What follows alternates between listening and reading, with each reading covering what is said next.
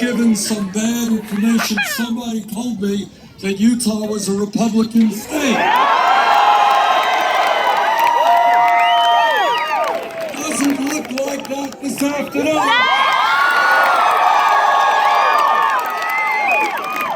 Thank you all for coming out. What a fantastic crowd.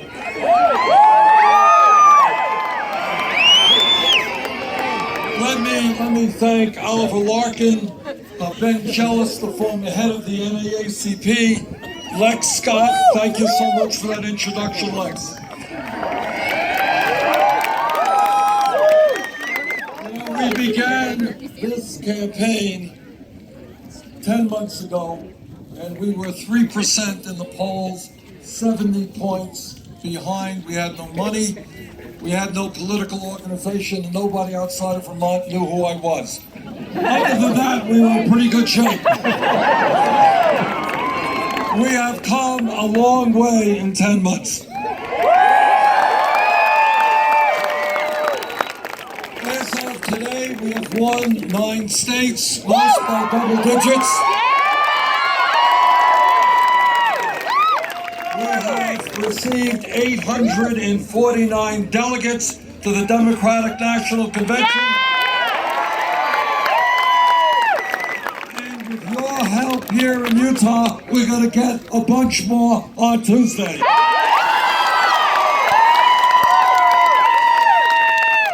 Now, why is our campaign doing as well as it is? And the answer is pretty simple. We're doing something very radical in American politics. We're telling the truth.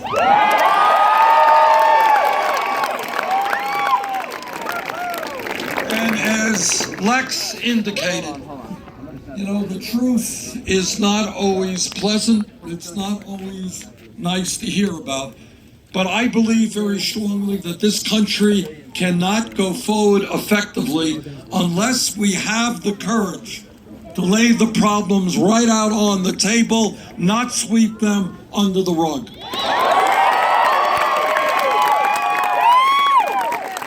And let me touch on some of those issues. To begin with, today we have a corrupt campaign finance system which is undermining American democracy. Now, democracy is not a complicated process. What democracy means is that you have one vote, you have one vote, you have one vote. You can vote for me, you can vote against me, you got one vote. What democracy does not mean is that billionaires should be able to buy elections. That's not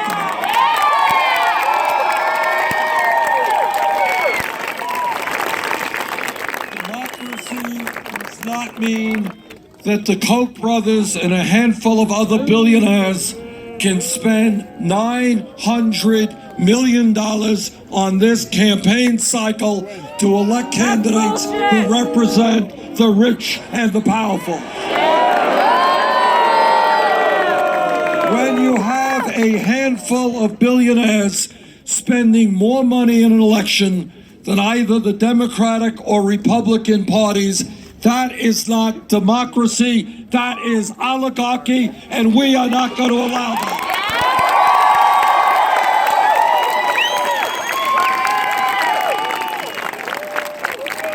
That is only half the problem. Here's the truth. Truth is that in America we have one of the lowest voter turnout rates of almost any major country on earth.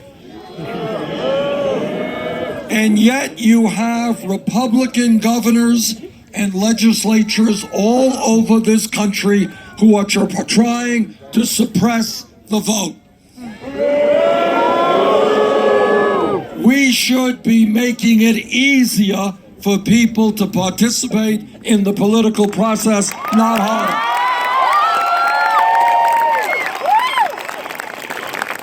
And I say to those Republican governors, if you don't have the guts to participate in a free and fair election, get out of politics, get another job.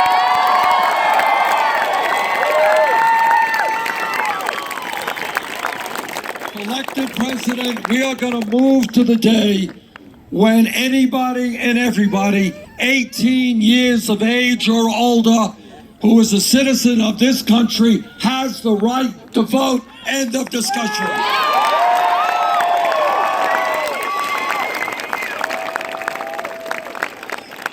But it's not just a corrupt campaign finance system that we have to address.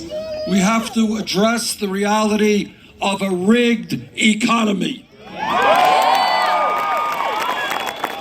Let me tell you what a rigged economy is about. A rigged economy is about the top 0.1% now owning almost more wealth than the bottom 90%.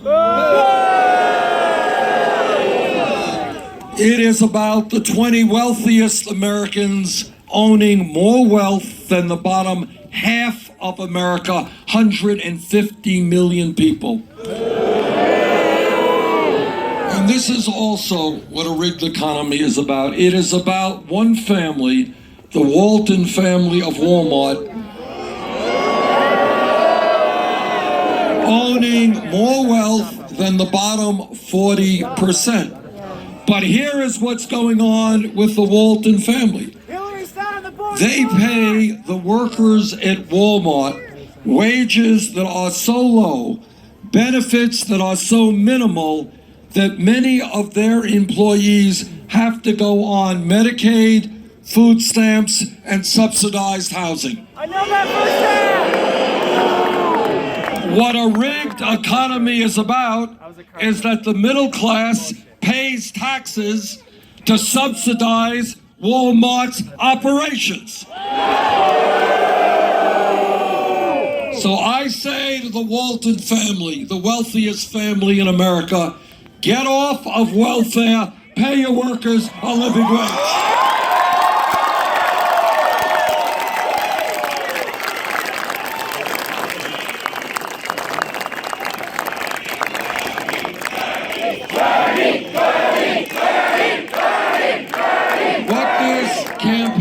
Is about is understanding that while, yes, we are a lot better today economically than we were 7 years ago when President Bush left office. Thank you, President Obama.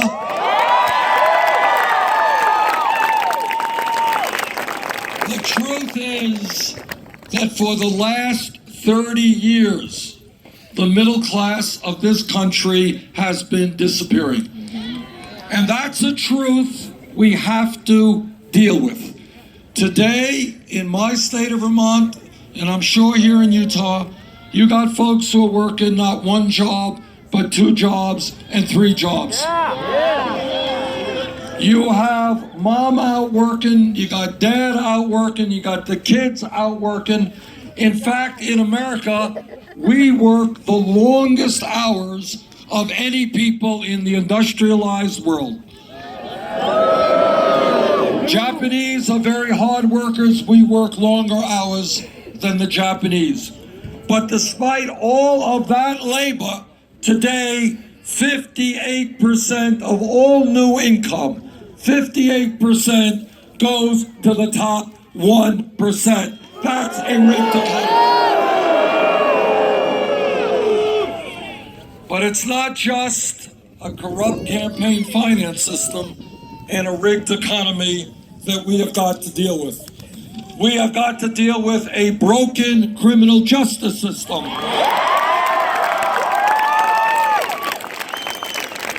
Now again, we don't talk about it too often, but we've got to put it on the table. In America today, we have more people in jail than any other country on earth. Think about it. Think about the fact that China, communist authoritarian country, 4 times our size, we have more people in jail than China. 2.2 million people, spending $80 billion a year to lock up fellow Americans. That is a disgrace. Now, one of the reasons one of the reasons that we have so many people in jail is that youth unemployment in this country is sky high. For white kids between 17 and 20, real youth unemployment is 33%. For Latino kids, 36%. For African American kids, 51%. You want a radical idea? We're going to invest in education and jobs for our young people.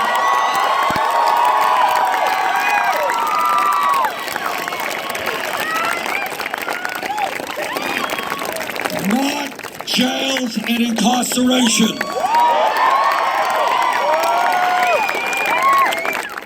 Now, I have been a mayor for 8 years, and I worked with police throughout my state and throughout this country. And the truth is, the vast majority of police officers are hardworking, honest, and are doing a very difficult job. But you are tired, and I am tired of seeing videos of unarmed people being shot.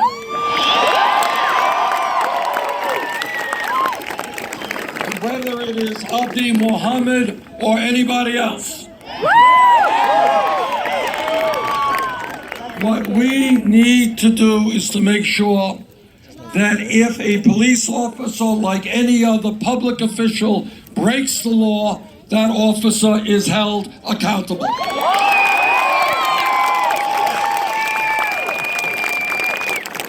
We need to demilitarize local police departments. We need to make police departments look like the diversity of the communities they serve. We need to fundamentally rethink the so-called war on drugs.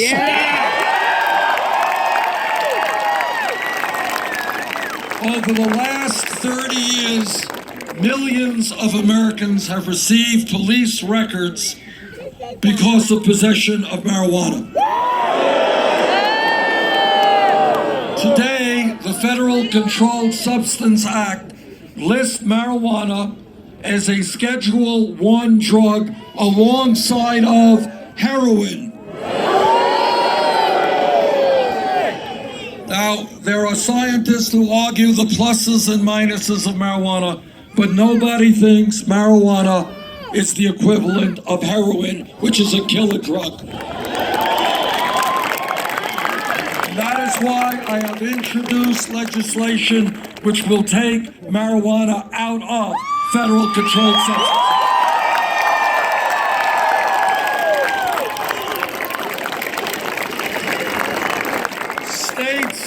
States themselves will determine whether or not they want to legalize marijuana. Colorado led that process, but I do not believe that possession of marijuana should be a federal crime. And when we're on the subject of drugs, let us be very clear. And I honestly am not familiar with the situation here in Utah, but I will tell you that in my state of Vermont, neighboring New Hampshire, and many parts of this country, we have a horrific epidemic of heroin addiction and overdose. We have a huge problem with opiate use.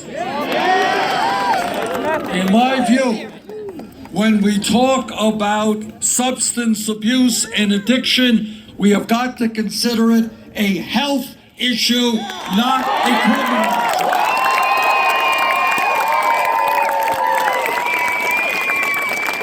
We have got to make certain that people who are abusing drugs get the help they need, not just throw them in jail.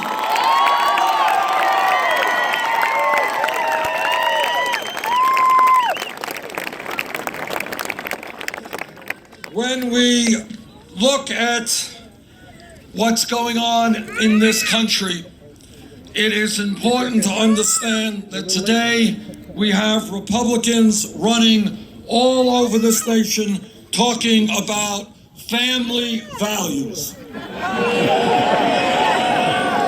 Well, when they are talking about family values, it's important that everybody here understand what they mean. And what they mean is that no woman here today in this state or in this country should have the right to control her own body. I disagree.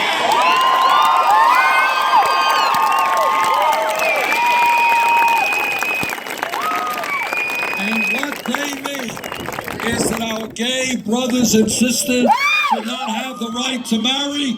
I disagree.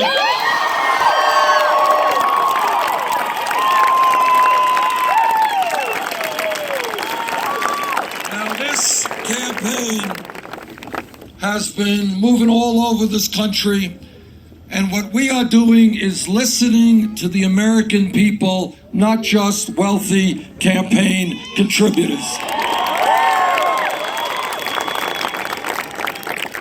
And when we listen to workers, what they tell me is they cannot make it on $8 or $9 or $10 an hour. And they say, and I believe, we have got to raise the minimum wage to a living wage, $15 an hour.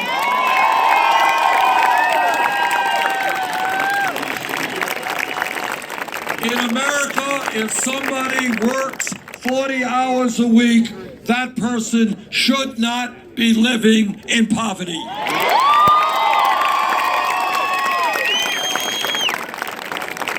And when we talk about equitable wages, all of us have got to be concerned that we end this business of women making 79 cents on the dollar compared to men.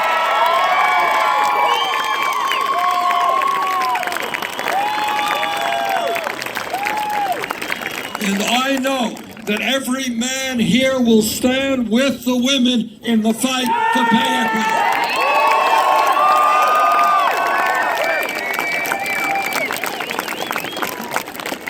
This campaign is listening to seniors and disabled veterans. What they are telling me is they cannot make it on $11,000, $12,000 a year Social Security, and they are right.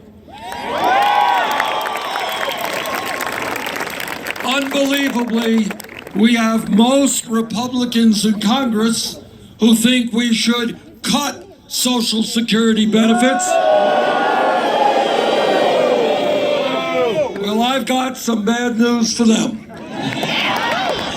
We are not going to cut Social Security benefits, we're going to raise them.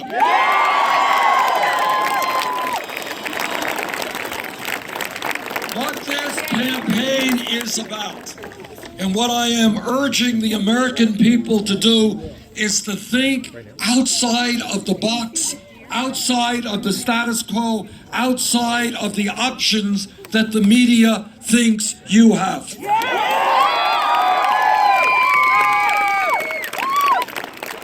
And let me give you an example of this. Every psychologist who has studied the issue understands that the most important years of human development, intellectual and emotional, are 0 through 4. All right? And stop for a moment and consider how we treat those little kids. Today, not only do we have the highest rate of childhood poverty of almost any major country on earth, our child care system is dysfunctional. All over this country, mothers and fathers are going to work, desperately searching for good quality, affordable child care. They can't find it. In this country, we owe it to those parents, and more importantly to the children, to make sure that we have millions of well-trained, well-educated, loving educators who are going to take care of the littlest Americans.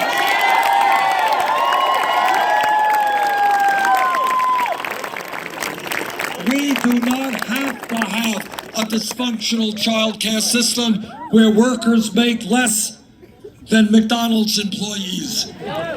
We can have the best child care system in the world, and together we'll make that happen.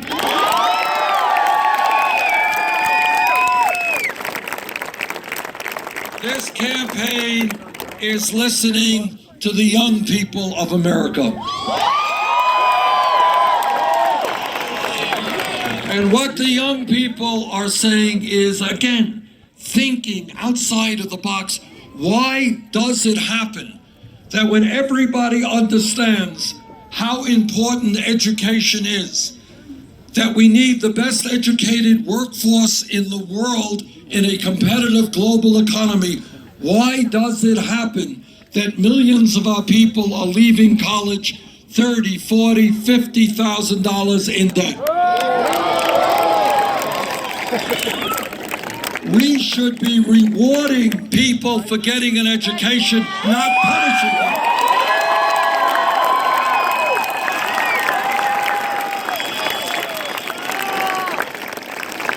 There are people, I've talked to people, young doctors, $300,000 in debt.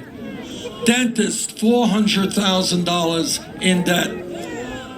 Young man I met, dropped out of college, $60,000 in debt after 2 years.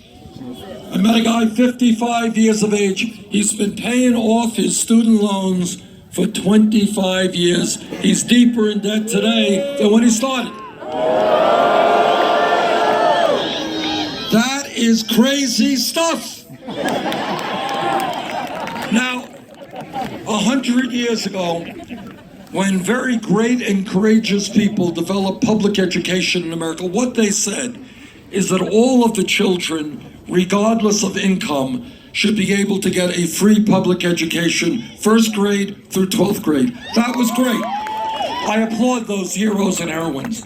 But in the year 2016, the world has changed. The economy has changed. People need more education today.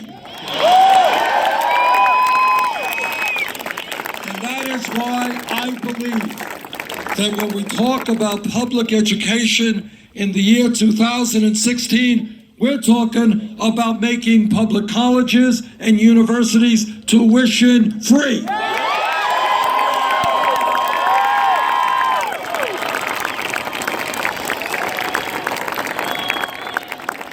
Is this a radical idea? No, it's not. It really isn't. It's very commonsensical. And second of all, you got countries like Germany, Scandinavia, countries around the world who are already investing in their young people because they want to have a strong economy. Second point, millions of people today are being crushed by very high levels of student debt. In my view, we should give those people the option of refinancing their loans at the lowest interest rates they can find.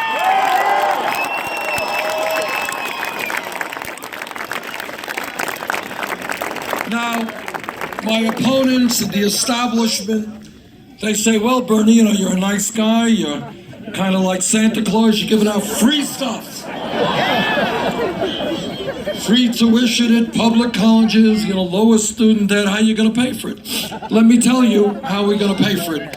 All of you know that 8 years ago, as a result of the recklessness and the greed and the illegal behavior on Wall Street, this country was plunged into the worst economic downturn since the Great Depression. And what did Congress do when Wall Street came running toward them? They bailed them out.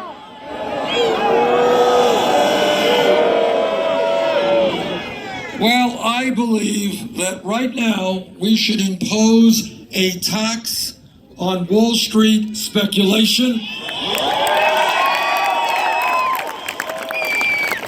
which would cover the entire cost of making public colleges and universities tuition-free and lowering student debt.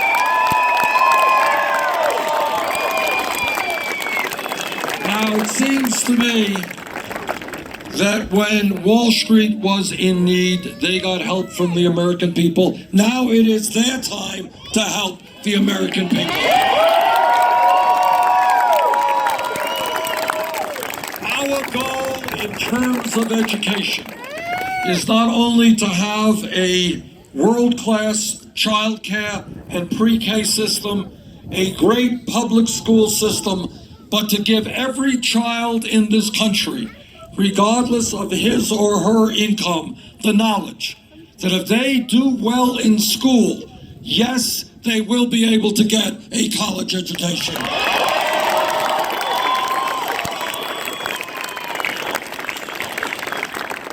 This campaign is listening to our brothers and sisters in the Latino community. Today, we have 11 million undocumented people in this country, many of them living in fear, living in the shadows. I want comprehensive immigration reform and a path toward citizenship.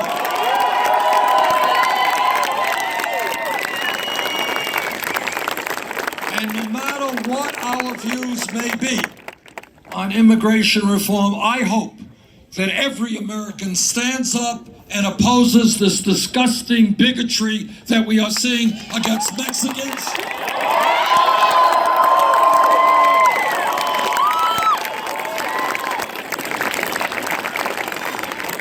This campaign is listening to our brothers and sisters in the African American community.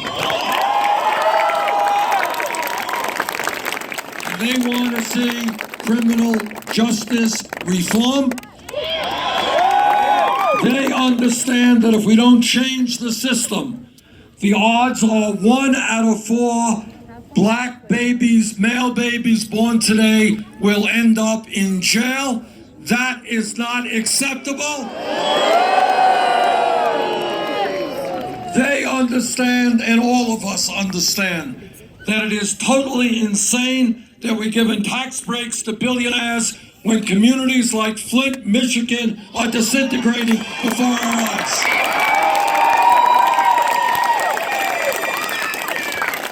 They understand, and I understand, and you understand, that instead of spending trillions of dollars in a war in Iraq that we never should have gotten in, we should be investing in communities all over this country, creating great schools.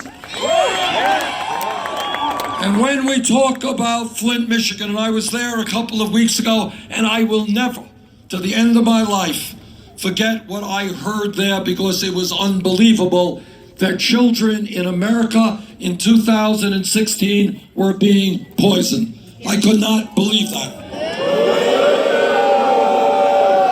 And while Flint, Michigan may be the tip of the iceberg, may be the worst example of a crumbling infrastructure, don't think that that is the only city suffering from inadequate water systems. Hundreds of communities are, but it's not only water, it's wastewater. It is roads, it is bridges. In my state, we have dozens of bridges that are in desperate need of repair. We have airports. We have a rail system which needs to be significantly improved. If we invest $1 trillion in rebuilding our crumbling infrastructure, we can create 13 million good-paying jobs.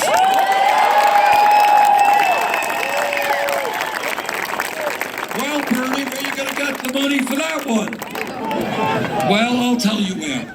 Right now, you have major multinational corporations making billions of dollars a year in profit, stashing their profits in the Cayman Islands and Bermuda and other tax havens, not paying a nickel in federal taxes.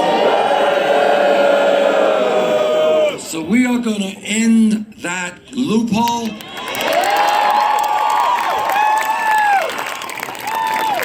We're going to end that loopholes, $100 billion a year, invest that in rebuilding our infrastructure, create millions of decent paying jobs.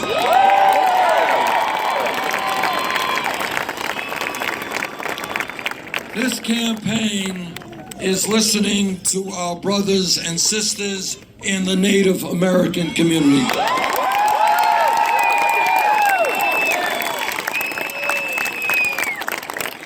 As I go around the country, I've been meeting with tribal leaders.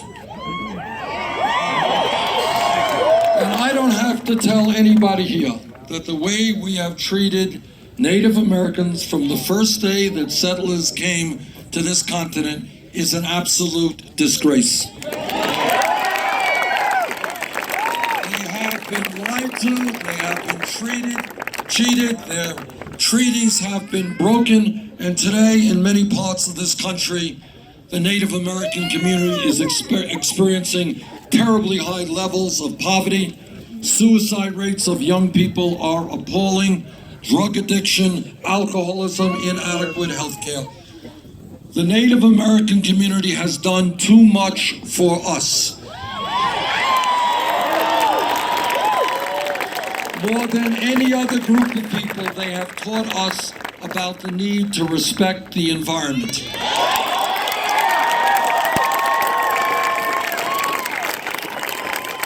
The need to live with nature, not against nature.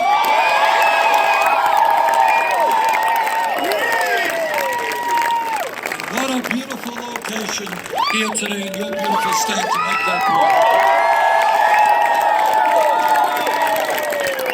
And that is why, by the way, when we talk about preserving clean water in America, we're going to do everything we can to end fracking.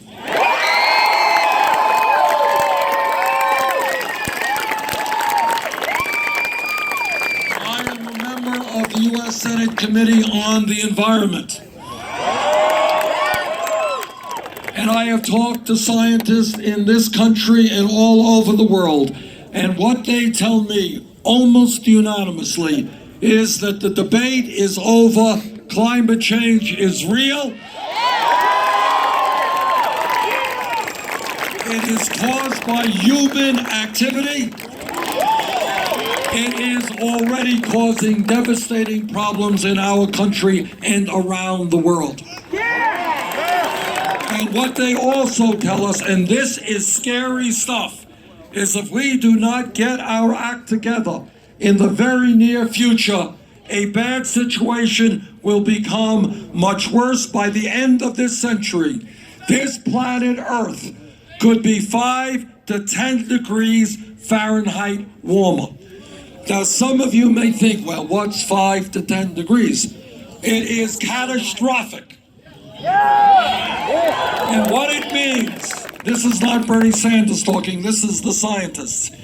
What they are saying, if we don't get our act together, we're going to see more floods, more droughts, more extreme weather disturbances, more rising sea levels, more acidification of the ocean, and we're going to see more international conflict because people all over the world will be fighting for limited natural resources, water and land.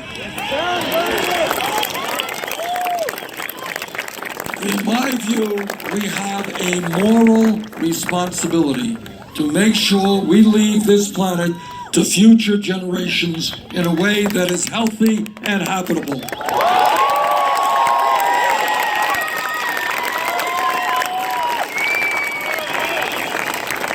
And what that means is we have got to have the guts to take on the greed of the fossil fuel industry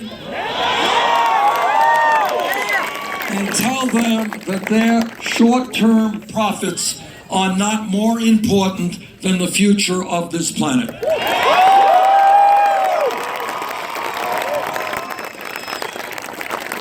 And let me now connect a few dots.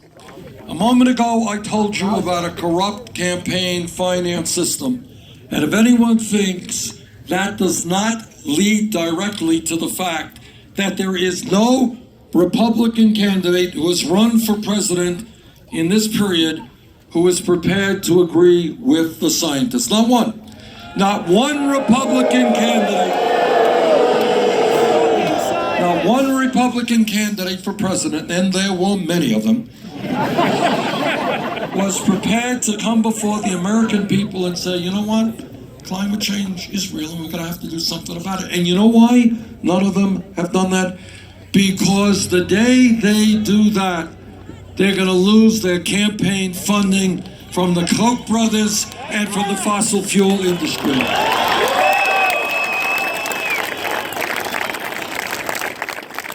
And that is pathetic.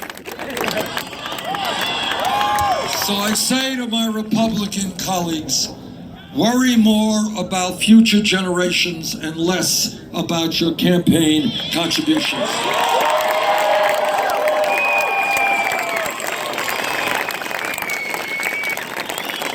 Now we know what we have to do to transform our energy system. It's not hard. We know it, and the technology will only improve in years to come. We need to move aggressively toward energy efficiency. We need to make our transportation system more energy efficient. We need to move aggressively to wind and solar energy, and geothermal. And when we do that, when we transform our energy system, not only will we effectively combat climate change, working with China, Russia, India, and countries all over the world, we're going to create millions of good-paying jobs in this country.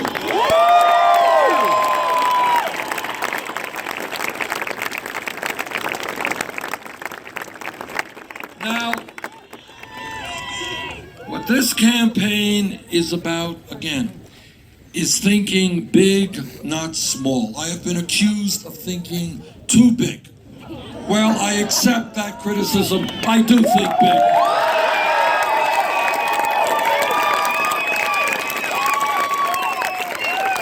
And what I think is that if every other major country on earth, the United Kingdom, France, Germany, Italy, Holland, Canada, every one of them can guarantee health care to all people, so can we. Now,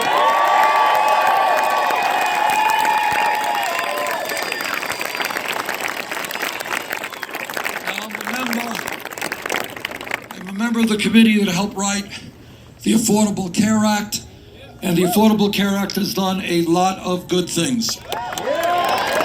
We have ended this obscenity called pre-existing conditions. Added 17 million people to the ranks of the insured, and we have done away with discrimination against women who are being charged higher prices for health care premiums. But despite the gains of the Affordable Care Act, 29 million people in this country today still have no insurance. Many of you and millions of other Americans do have insurance, but you are underinsured with high deductibles and high copayments. I know there are people here who have deductibles of $5,000, $10,000. Is that right? And that means if you don't have money in your pocket, you are not going to go to the doctor. If you don't go to the doctor, you're going to get sicker. That is pretty crazy stuff. And on top of all of that, we have the pharmaceutical industry ripping us off in an unconscionable way. They charge us by far the highest prices in the world for prescription drugs. And here is crazy. This is crazy. Right now, 1 out of 5 Americans who receives a prescription from his or her doctor cannot afford to fill that prescription. That's insane. In other words, you go to the doctor because you're sick. Doctor diagnoses your problem, writes a prescription. You can't afford to fill it. Guess what? You're gonna get sicker. You're gonna end up in the emergency room. You're gonna end up in the hospital. Maybe you die. And then on top of all of that, turns out that we pay far, far more per capita than any other country on earth for healthcare. We spend 3 times what the British do, and they provide healthcare to all 50% more than the French, far more than the Canadians. That is why I believe, number one, that healthcare is a right of all people, not a privilege.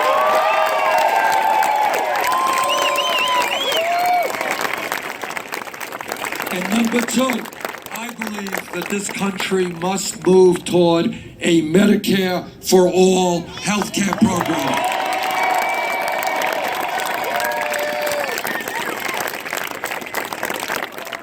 Now, everybody here knows that our friends in the Republican Party are having some difficulties in their choice for president.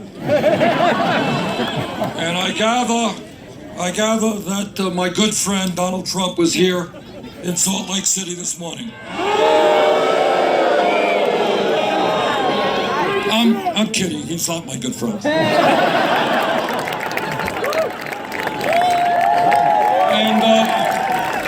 And let me say this. Donald Trump will not be elected president of the United States.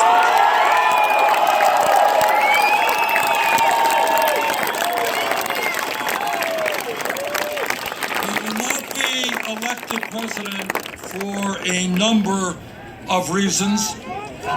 One of the reasons is that according to virtually every national poll, including a recent NBC Wall Street Journal poll, we were 18 points ahead of him.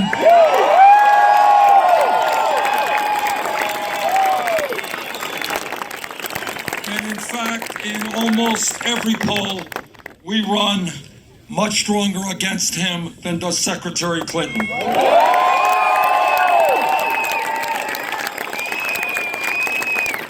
He will not be elected president because he lies all of the time. And the American people will not elect somebody who lies all of the time. You know, the American people understand that everybody has differences of opinion. But when you find that a organization called PolitiFact, and they check up on what politicians say, they looked at 112 statements made by Donald Trump. They rated 78% of these statements false, mostly false, or pants on fire, disastrous.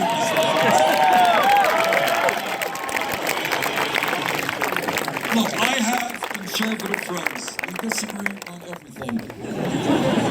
But many of them are honest. They believe what they believe, and we live in a democracy, and we all have differences of opinions. It's called America. But when you have Donald Trump saying that he watched, quote unquote, on TV, thousands and thousands of Muslims cheering in New Jersey when the World Trade Center collapsed. So what's interesting is he was the only person in America to watch it on TV. Nobody else saw it. Donald Trump has said that the, quote, the Mexican government forces drug dealers and criminals into this country.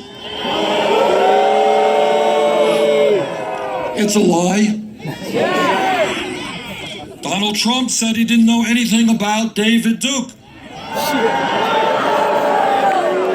Turns out that he did. But the major reason that Donald Trump will not be elected president is the American people will not elect a president who insults Mexicans, who insults Muslims, who insults women, who insults veterans and people like John McCain, who insults the African American community. Some of you may remember a few years ago, before he was running for president, that Trump was one of the leaders of the so-called birther movement. Remember that?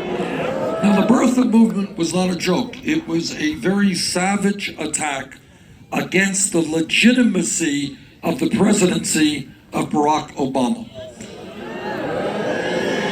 So this wasn't an instance where they were saying, well, we disagree with Obama. What they were saying is that the first African-American president in the history of our country should not be president because he was not born in America. That, of course, is a lie. And I find it very interesting that President Obama's father was born in Kenya.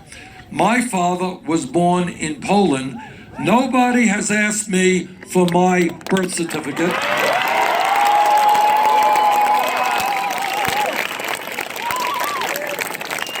What do you think? Maybe it has something to do with the color of my skin as opposed to Obama's?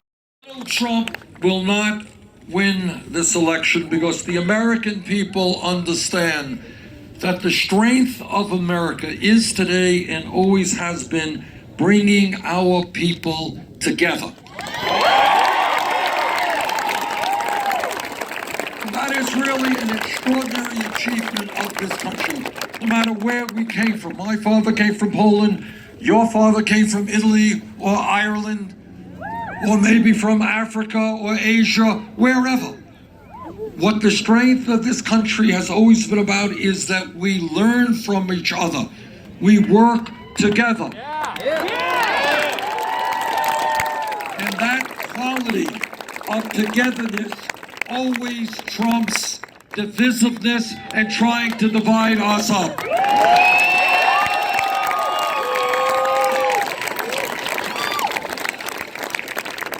What this country knows, and the reason why Trump will never be elected, is that working together, helping each other. I want you to help my kids when they have a problem, and they're going to help you and your parents. That's what America is about. We support each other.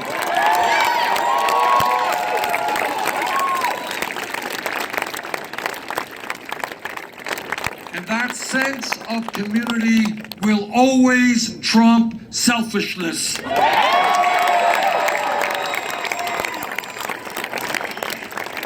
perhaps most importantly, what the American people know is what every major religion has always taught us. And that is whether the religion is Christianity or Judaism or Islam or Buddhism or whatever it may be. What those religions have taught us is that love trumps hatred.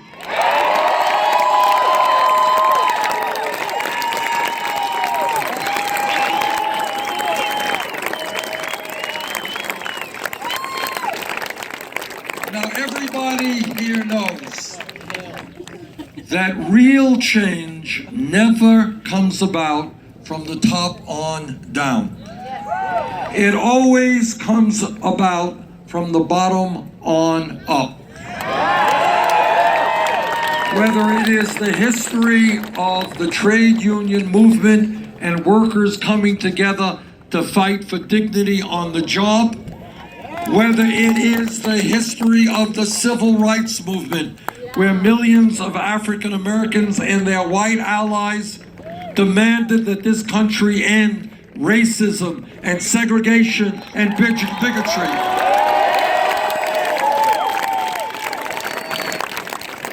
Whether it is the history of the women's movement, let us not forget that 100 years ago, not a long time from an historical perspective, 100 years ago, women in America did not have the right to vote.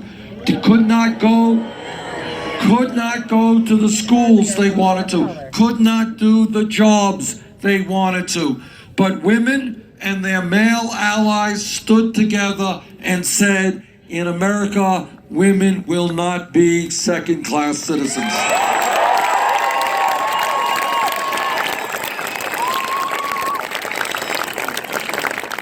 And if we were here 10 years ago, no time at all, from an historical perspective, and somebody jumped up and said, you know, I think that in America, gay marriage will be legal in 50 states, the person next to him would have said, what are you smoking? That's crazy.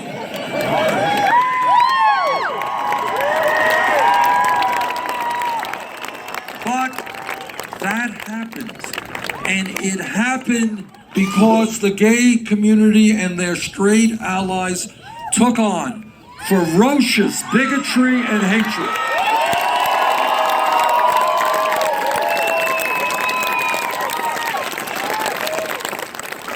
And that is how change always occurs. It occurs when people look around them and suddenly realize that the status quo is not acceptable. And in my view, that is the moment that we are in right now. We look around and we see a country in which a handful of people control our economic and political life. Not acceptable. We look at a country where there is more income and wealth inequality than any time here since 1928. Not acceptable. We look at a country in which we are the only major one on earth that doesn't guarantee health care to all of our people or paid family and medical leave. Not acceptable. Not acceptable that millions of young people are struggling with high rates of student debt.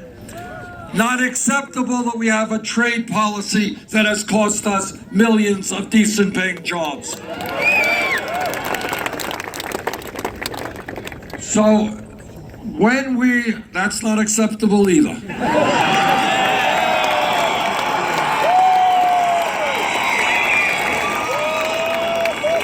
And you're looking at somebody who voted against the Patriot Act.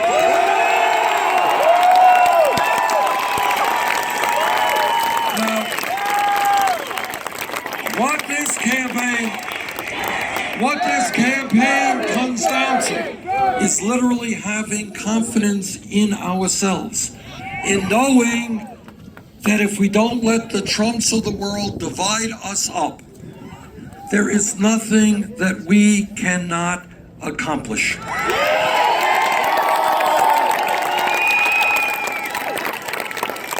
But in order to make that happen, millions of people, many of whom have given up on the political process, some young people who have never yet participated in the political process are going to have to jump into that process with both feet. And when all over this country, people stand up and they say enough is enough, that our government belongs to all of us and not just a handful of wealthy campaign contributors, on that day, there is nothing that we cannot bring forth.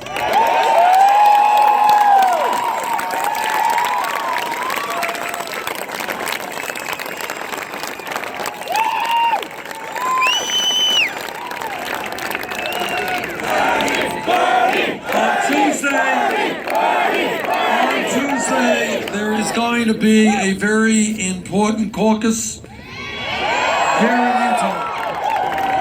And let me give you just a simple political truism. We will win that caucus if there's a large voter turnout. We will lose it if there isn't. On Tuesday, please come out to caucus. Bring your friends and your relatives. Let's win.